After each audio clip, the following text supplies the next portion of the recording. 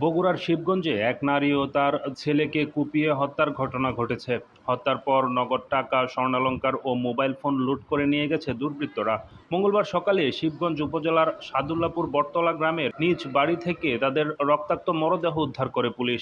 নিহতরা হলেন ওই গ্রামের কুয়েত প্রবাসী ইদ্রিস আলীর স্ত্রী রানী বেগম ও তার ছেলে ইমরান হোসেন। পুলিশ জানিয়েছে, সোমবার দিবাগত রাতের কোনো এক সময় দুর্বৃত্তরা বাড়িতে প্রবেশ করে মা ও ছেলেকে হত্যা করে পালিয়ে যায়। মঙ্গলবার সকালে স্বজনরা জানালা দিয়ে রানী ও তার ছেলের ইমরানের রক্তাক্ত মরদেহ দেখতে পেয়ে পুলিশে খবর দেয়। সিআইডি ও পিবিআই এর ক্রাইম সিন ঘটনাস্থল পরিদর্শন করে নিহতদের ময়নাতদন্তের জন্য শহীদ জিয়াউর রহমান মেডিকেল কলেজ হাসপাতাল মর্গে পাঠানো হয়েছে।